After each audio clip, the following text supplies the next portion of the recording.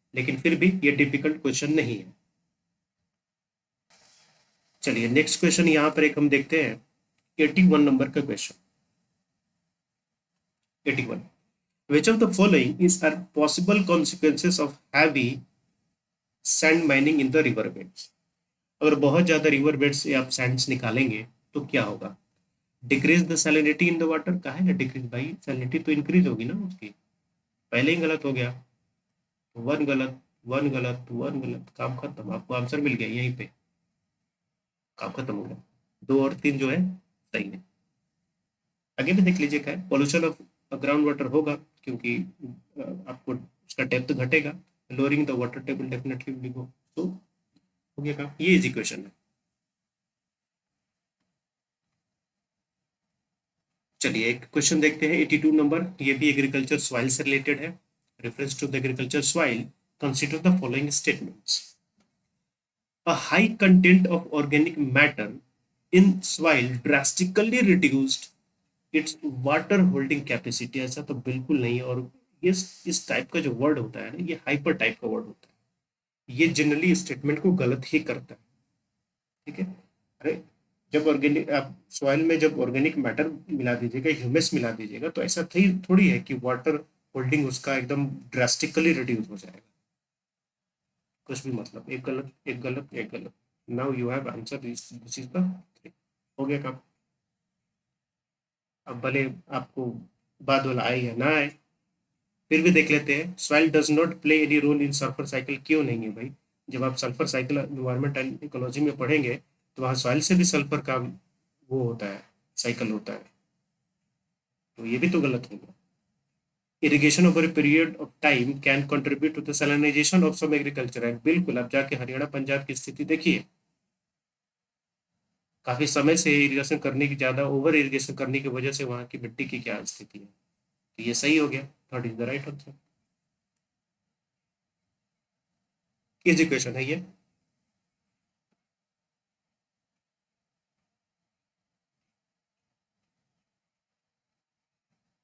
Next question देखते हैं, यहाँ पर 85 नंबर क्वेश्चन, 85 नंबर क्वेश्चन।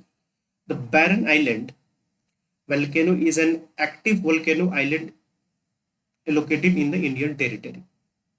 सही बात है भाई, चलिए हम आपको सही कर देते हैं। तो हमने आपको सही कर दिया, तो या तो वन सही होगा या फिर डी सही होगा। आगे बढ़ते हैं। Barren Island lies about 140 kilometre east of Great Nicobar. अब अब वैसे बैरन आइलैंड किधर पड़ता है? अंडमान में पड़ता है या फिर निकोबार में पड़ता है? ये आपको पता है? नहीं पता है? ये पड़ता है आपको अंडमान में। ठीक है, तो हमें, ये आपका वैसे भी गलत हो गया, अगर नहीं भी पता होता है फिर भी गलत हो जाता है। क्यों? क्योंकि आपके ऑप्शन ए में केवल वन है और डी में केवल वन एंड थ्री है, दो तो कहीं है ही नहीं। तो वैसे भी ये आपका ऑप्शन गलत हो गया। और ये अंडमान में पड़ता है, और अंडमान से जहाँ पे पड़ता है वहां से ग्रेट निकोबार बहुत दूर। Last time, the Barren Island volcano erupted in 1991 and it has remained inactive since then। अब बताइए, अब हो सकता है कि ये क्वेश्चन आपको पता ना हो, या मतलब ये ऑप्शन आपको पता ना हो। तो अब आप कैसे जाएंगे? या तो वन के साथ जाएंगे या फिर आप डी के साथ जाएंगे। तो यहाँ पर आप क्वेश्चन देखेंगे, तो जो ये 2091 में लास्ट टाइम नहीं हुआ था, 2005 में भी ये इरप्ट हुआ था। तो इस हिसाब से ये आपका गलत हो जाएगा, तो you will go for a. हो सकता है आपको ये ना पता हो, तो आप अगेन इस 50-50 वाले चक्कर में आप फंस सकते हैं। तो फिर आपका कॉल होगा वहाँ पे कि ये एक फैक्ट है, तो हमें फैक्ट को गलत करना है। ठीक है,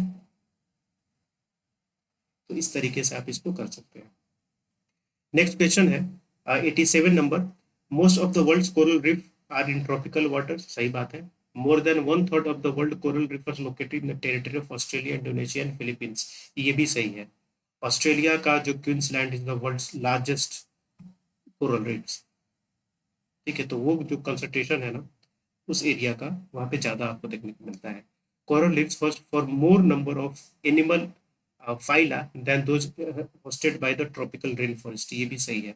ट्रॉपिकल रेन फॉरेस्ट में जितनी स्पीसीज मिलती हैं उससे कहीं ज़्यादा वेराइटीज आपको इन कोरल रीफ से मिलती है। तो डी जो होगा ये भी सही होगा। It is an easy question, it is an easy question. Next यहाँ पर क्वेश्चन देखते हैं, अबाउट 90 नंबर का क्वेश्चन है यहाँ पे। अगेन यहाँ पर वाटर बॉडी एंड कंट्री की बात आ रही है। कैटलोनिया का यहाँ पे स्पेन के साथ, क्रीमिया का हंगरी के साथ। तो क्रीमिया कहाँ पर है? क्रीमिया हंगरी में है? नहीं, तो अभी यूक्रेन का भी चर्चा हो रहा है ना, उस समय क्रीमिया और यूक्रेन और रशिया का भी चल रहा था, ये तो यूक्रेन में है। क्रीमिया यूक्रेन में है ना, हंगरी में तो है नहीं। तो दो गलत हो गया, दो गलत, दो गलत। तीसरा दोनों में है, इसका मतलब तीसरा सही है। कैटलोनिया स्पेन में है, जी हाँ बिल्कुल कैटलोनिया स्पेन में है। तो 1 and 3 is the right answer. So C is your right answer. Again world map का है तो आपको मैप की तो जानकारी होनी चाहिए। चलिए नेक्स्ट क्वेश्चन 93 नंबर क्वेश्चन है। ये बहुत सारे यहाँ पर क्रॉप्स दिया गया है। इसमें पूछा गया है कि cabinet committee on economic affairs announce the minimum support price for which crop. चलिए भाई ये आपको बताना है। 25 क्रॉप नहीं, 25 नहीं है, 22 क्रॉप है ना, जिनका एमएसपी यहाँ पर तय किया जाता है सरकार के द्वारा। अब इसमें देखिए, अब 22 मुझे नहीं याद है, मुझे नहीं पता कि 22 के बारे में एक एक, लेकिन मुझे इतना याद है कि जो आपको कैश क्रॉप्स होती हैं या फिर जिसको हम कमर्शियल क्रॉप्स कहते हैं, उनमें 3 आते हैं और उसमें कॉफी तो नहीं आता। कॉफी एक कमर्शियल क्रॉप है, कैश क्रॉप है, और उन कैश क्रॉप्स 3 में से कॉफी तो बिल्कुल भी नहीं आता, मुझे ये पता है। तो मैं तो 2 तरीके के होते हैं ना, एक आपके हो गए कि खरीफ क्रॉप, एक हो गया राबी क्रॉप, एक हो गया कैश क्रॉप। तो खरीफ राबी में बहुत ज़्यादा नंबर है, कैश क्रॉप में मात्र 3 है। तो छोटा वाला याद कर लीजिए, मैंने छोटा वाला याद कर लिया, मुझे याद है छोटा वाला। कैश क्रॉप में बस 3 ही है, और कॉफ़ी कैश क्रॉप है लेकिन कॉफ़ी उसमें नहीं है। ये तीसरा गलत। तीसरे को तलाश कीजिए कहीं आप, तीसरा इसमें है, गलत। इसमें तीसरा है, नहीं है। इसमें तीसरा है, हाँ गलत। इसमें तीसरा है, हाँ गलत। हो गया काम खत्म आपका। पूरा आपको पता ही नहीं करना है ना इसमें। यूपीएससी के ऑप्शंस बड़े स्मार्ट तरीके से लगाए जाते हैं, आपको पूरा ये रटने की जरूरत ही नहीं है। आप मिनिमम वाला रटिए ना, वहां से भी काम हो जाएगा। चलिए नेक्स्ट क्वेश्चन देखते हैं, अबाउट 100 नंबर क्वेश्चन यहाँ पे। फैक्चुअल क्वेश्चन है यहाँ पे। National programme for organic production is operated under the guidelines and direction of the union ministry of rural development. Factual है, हो सकता है आप ना जानते हो। चलिए आगे बढ़ते हैं। अपेडा जो है agriculture and process food products export development authority function as the secretary for the implementation of NOP. Again factual question हो सकता है, नहीं जानते हैं आप। जैसे कि मैं the first Indian state fully organic है, ये आपको पता है। तीसरा जो सही है, तीसरा को तलाश कीजिए। तीसरा इसमें, तीसरा इसमें, तीसरा इसमें। अगेन यहाँ पे आपके क्वेश्चन सॉल्व होने की पॉसिबिलिटी 33%। समझ गए? अब फर्स्ट एंड दो अगर आपको पता है then will go for it. लेकिन एक और चीज मैं बताऊं, अब चूंकि ऑर्गेनिक फार्मिंग से रिलेटेड है, तो ऑर्गेनिक फार्मिंग से अगर रिलेटेड है तो या तो ये आपको एग्रीकल्चर मिनिस्ट्री के अंडर में आए, ठीक है, या फिर जो केमिकल इंडस्ट्री होती है उसके अंडर में आए। वो बात बनती है ना, तो रूरल डेवलपमेंट के अंडर में नहीं आता। रूरल डेवलपमेंट किससे कोई लेना देना नहीं। एग्रीकल्चर मिनिस्ट्री के अंडर में हो या केमिकल मिनिस्ट्री के अंडर में हो तो एक बात बनती है, फार्मिंग से रिलेटेड है ये और फर्टिलाइजर से रिलेटेड। So by this point will cancel number 1। तो नंबर 1 अगर कैंसिल करेंगे तो ये भी आपका हो जाएगा गलत। अब आपके पास बी और सी बचता है। अब आपके पास 50-50 की पॉसिबिलिटी हो जाती है, ठीक है। तो या अब 50-50 में है तो आपका टेक होता है कि आप एग्जाम में क्या टेक लेंगे, है ना। लेकिन वैसे भी, and this is the right option, second is the right option. तो आप सेकंड एंड थर्ड के थ्रू जाएंगे। तो वही होता है ना कि कुछ क्वेश्चन वैसे होते हैं जहाँ पे आप जाके फंसिएगा, उसका कोई इलाज होता नहीं है एक्चुअली में। अब वो, और उसका कोई तरीका नहीं है, कोई ट्रिक नहीं है कि वो कैसे सॉल्व होगा। अगर आप जानते हैं तो सही है, नहीं जानते हैं तो आप वहाँ जाके फंसेंगे। देन अब यहाँ पर होता है कि आपकी किस्मत कि आप कौन सा टिक लेते हैं।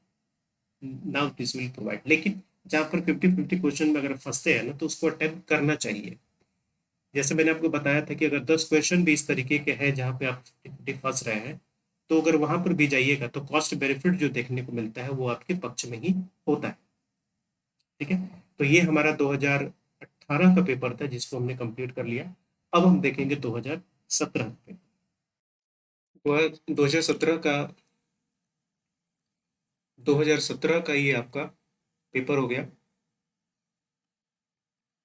2017, जैसे कि आप यहाँ पर भी देख पा रहे हैं यहाँ पे 2017। इसमें पहला क्वेश्चन देखते हैं, 19 नंबर 19 नंबर का क्वेश्चन। यहाँ पर बात ये की गई है कि at one of the places in India, India में कोई ऐसा जगह, if you stand on the sea shore, ठीक है, सी शोर पर आप खड़े होंगे किनारे और सी की तरफ देखेंगे, will find that the sea water recedes from the shore line, यानी कि सी वाटर फिर दोबारा वापस की तरफ जाता है a few kilometres and comes back to the shore. ठीक है, ट्वाइस ए डे, दिन में ये 2 बार ऐसा होता है। You can actually walk on the sea floor when the water recedes. This unique phenomena is seen at which place? Bhavnagar, Bheemunipatnam, Chandipur and Nagapattinam. तो इसरो का यहाँ पर एक जगह है जहाँ पे इसरो अपने कुछ टेस्ट जो करने होते हैं वो करती है, and this is the area of Chandipur, Chandipur in Orissa. ठीक है, अब ये चूंकि हो सकता है आपको पता हो ना पता हो, जनरली ये सब आपको बुक्स पे देखने को नहीं मिलेगी, तो आपके एनसीईआरटी और जेईई लियोन में ये आपको नहीं मिली है, then I will consider it is an average question. ठीक है, इजी तो नहीं है क्योंकि ये तो फैक्चुअल टाइप का है, जनरली ये चीज़ें आपको नहीं मिलती कहीं पढ़ने को। नेक्स्ट क्वेश्चन 30 नंबर क्वेश्चन देखते हैं, 30 नंबर। इसमें बताना है with reference to the river Teesta consider the following statement. The source of a Tista river is the same as that of the Brahmaputra, but it flows through the Sikkim। ऐसा नहीं है, ब्रह्मपुत्र तो निकलती है मानसरोवर के पास से और तीस्ता तो निकलती है सिक्किम से। ओके, तो ये एक ही नहीं है, तो वन इसमें है, वन इसमें है, गलत। दो दोनों में है तो दो सही होगा। थर्ड के बारे में देखते हैं, river Teesta flows into bay of Bengal and border of India and Bangladesh. ऐसा बिल्कुल भी नहीं है, तीस्ता जो होती है बांग्लादेश में जाके ब्रह्मपुत्रा में मिल जाती है, तो फिर ब्रह्मपुत्रा में मिलने के बाद उसका वजूद खत्म। तो ऐसा नहीं है कि बॉर्डर पे इंडिया और बांग्लादेश के बॉर्डर पे ही नहीं फ्लो नहीं करती है, तो थर्ड गलत है और दूसरा एकमात्र सही है, तो second is the right answer. ये आपका इजी क्वेश्चन है, आपके मैप से सीधा सीधा है। और तीस्ता कहाँ से निकलती है, ब्रह्मपुत्रा कहाँ से निकलती है, ये आपके एनसीईआरटी के 11th क्लास में जो ड्रेनेज सिस्टम का सेकेंड चैप्टर है वहाँ पर ये मेंशन भी है, और इंगित रिवर के बारे में भी मेंशन है, so we can consider it in an easy question. Next यहाँ पर एक क्वेश्चन है 49। यहाँ पर बताया गया है कि अगर आप कोहिमा से कोट्टायम जाते हैं तो मिनिमम कितने स्टेट से होके आप गुजरेंगे, including the origin and destination states. ठीक है, तो कोहिमा ये पड़ता है आपका कहाँ पर, नागालैंड, नागालैंड का कैपिटल है, और कोट्टायम पड़ता है ये कहाँ पर, केरला में। तो नागालैंड से केरला तक जाएंगे तो मिनिमम कितनी स्टेट्स को आपको गुजरना होगा, ओरिजिन और डेस्टिनेशन स्टेट्स को इंक्लूड करना है। तो नागालैंड से असम, असम से वेस्ट बंगाल, वेस्ट बंगाल से फिर उड़ीसा, उड़ीसा से तेलंगाना, और तेलंगाना के बाद तमिलनाडु एंड देन केरला। तो कितना हो गया, 1 2 3 4 5 6 7, कम से कम 7 स्टेट से आपको होके जाना होगा। ये इंडियन मैप से क्वेश्चन है and it is very easy question, very very easy question. चलिए यहाँ पर एक क्वेश्चन है 54 नंबर, 54th नंबर क्वेश्चन। यहाँ पर बताना है कि मेडिटेरियन सी से बॉर्डर करते हुए कौन कौन से कंट्री, यानी कि अगेन यहाँ पर आपको वर्ल्ड मैप से रिलेटेड क्वेश्चन बहुत आसान है। तो मेडिटेरियन सी के आसपास में कौन से कंट्रीज है, लेबनान एंड सीरिया, ये सीधा एकदम बिल्कुल जो आपका मेडिटेरियन ओशियन का ईस्ट पार्ट है उधर आपको लेबनान एंड सीरिया पड़ते हैं। और बाकी जॉर्डन एंड इराक जो होते हैं इससे बॉर्डर शेयर नहीं करते हैं, तो केवल 3 और 4 जो होगा वो सही होगा। C again an easy question. NCERTs और एटलस अगर आपका कंप्लीट है ना, एनसीईआरटी जीसी लियोन अगर एटलस और atlas Indian and world map, geographies में अगर 12 क्वेश्चन आता है ना, 10 क्वेश्चन आपका कहीं नहीं जाएगा इधर उधर, सिर्फ इतने से, ये तो गारंटेड है, ये गारंटी के साथ कहा जाता है। चलिए 58 number question. In India the Himalayas spread over the 5 states only. अब देखिए, अब 2017 का पेपर है, 2017 में जम्मू कश्मीर एक स्टेट के तौर पे था। आज जम्मू कश्मीर डिवाइड हो गया है और यूनियन टेरिटरी बन गया है, तो हम उसी के हिसाब से बात करेंगे 2017 के हिसाब से। तो 2017 में जम्मू कश्मीर एक स्टेट था। तो क्या ये 5 स्टेट से हिमालय है? देखते हैं। जम्मू कश्मीर, हिमाचल, उत्तराखंड, सिक्किम, अरुणाचल प्रदेश, नागालैंड, मेघालय, मिजोरम। क्या ये 5 स्टेट है? बिल्कुल नहीं। 1 2 3 4 5 6 7 8, 8 स्टेट हो गए, 8 9 स्टेट हो गए। ये आपका गलत हो गया, वन इज द रॉन्ग। दो ऑप्शन गया। Western Ghats spread over 5 states. देखते हैं। गुजरात हो गया, महाराष्ट्र हो गया, गोवा हो गया, कर्नाटका हो गया, केरला हो गया, तमिलनाडु हो गया। तो 1 2 3 4 5 6 स्टेट्स हो गए, 5 थोड़ी ना है। ये भी खत्म, तो 2 इसमें है, 2 खत्म, बस एक बचा आपका 3। 3 with the right answer. Pulicat lake spread over 2 states only, ये सही है। तो ये भी आपका इजी क्वेश्चन है, बहुत इजी क्वेश्चन। अभी इससे इजी क्या आएगा आपके इंडियन मैप से?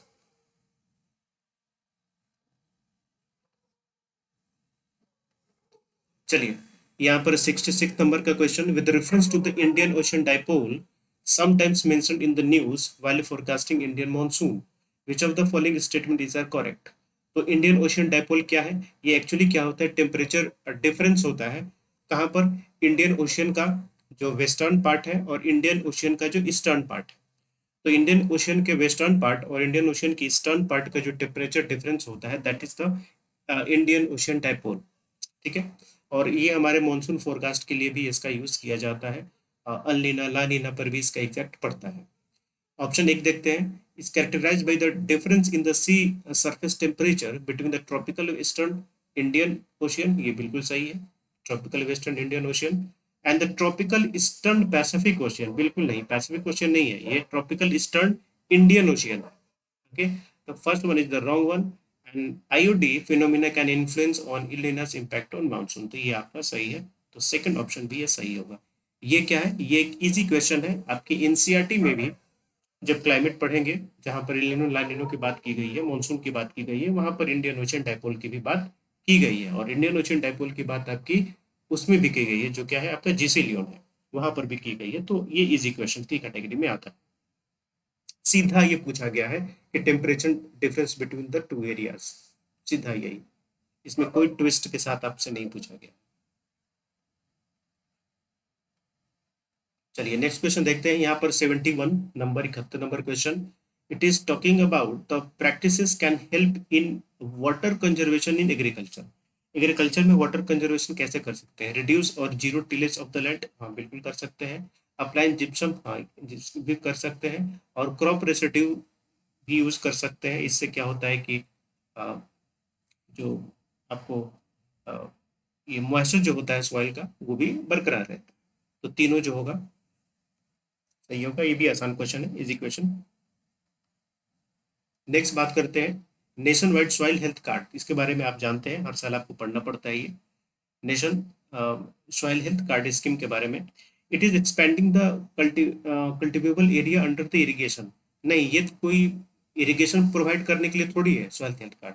सॉइल हेल्थ कार्ड इसलिए है ताकि अपने सॉइल के बारे में आप जान सके और उसके अकॉर्डिंग आप अपने क्रॉप को चुन सके, फर्टिलाइजर के पैटर्न को चुन सके कि कौन सा फर्टिलाइजर यहाँ पे चाहिए है क्या नहीं। तो बेसिकली उसके लिए है। तो one is the wrong. enabling the banks to assess the quantum of loan to grant farmers on the basis of soil quality, मतलब सॉइल के बेसिस पे बैंक वसूल करेंगे लोन किसानों से। मतलब ये तो ऐसा ऑप्शन ही है ना कि ये किसी के लिए भी सही नहीं हो सकता। दूसरा क्वेश्चन, दूसरा ये ऑप्शन है। चाहे वो ऊपर कोई भी स्कीम हो, डज नॉट मैटर। तो दूसरा, आप किसी भी कीमत पे आप गलत करेंगे। तो अब सॉइल हेल्थ कार्ड के बारे में अगर नहीं पता है ना, तो कोई मतलब नहीं है उनसे। दूसरा इसमें है, दूसरा इसमें है, दूसरा इसमें है, काम खत्म। ओनली 3।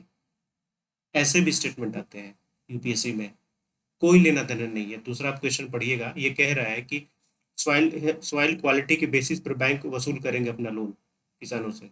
ये कोई बात थोड़ी होती है। वो उस वैसे ही है। दूसरा गलत तो सब वैसे ही आपका आ जाएगा, भले सॉइल हेल्थ कार्ड के बारे में आपको पता हो या ना हो, डज नॉट मैटर। चलिए नेक्स्ट क्वेश्चन, और ये लास्ट क्वेश्चन है हमारा, 98 number question. Which of the following is geographically closest to the Great Nicobar. बहुत आसान क्वेश्चन है। ग्रेट निकोबार आपका वहां से सबसे ज्यादा नजदीक कौन पड़ता है? Sumatra, Borneo, Java and Sri Lanka है। This is of course Sumatra island of Indonesia. पहले इधर आपका अंडमान निकोबार है, इसके बाद इधर सुमात्रा पड़ेगा, देन जावा पड़ेगा। ये सब इंडोनेशियन आइलैंड्स है। श्रीलंका काफी दूर है। बोर्नियो तो इधर है ही नहीं, बोर्नियो तो बिल्कुल इधर है। बोर्नियो किधर है? और इधर है, बिल्कुल इधर आपका ये आ जाएगा south east Asian countries. Borneo, Borneo इधर पड़ेगा आपको। तो सुमात्रा है। और ये सबसे, ये बहुत इजी क्वेश्चन है, अब इससे इजी क्या आएगा मैप से। तो इस तरीके से हमने क्या किया कि सारे क्वेश्चंस जो 2017 से लेके 2021 तक के, ये पूरे 5 साल के हमने 5 ईयर्स के प्रीवियस ईयर्स के क्वेश्चंस प्रीलिम्स से रिलेटेड, ज्योग्राफी के हमने कंप्लीट कर लिए हैं। इसके बाद जो वीडियोस आएंगी वो आपकी इन्वायरमेंट से रिलेटेड आएंगी। ठीक है, चलिए मिलते हैं फिर नेक्स्ट वीडियो में। Thank you. और अगर आपको और किसी दूसरे सब्जेक्ट का चाहिए होगा तो आप कमेंट कर दीजिएगा। ठीक है, थैंक यू।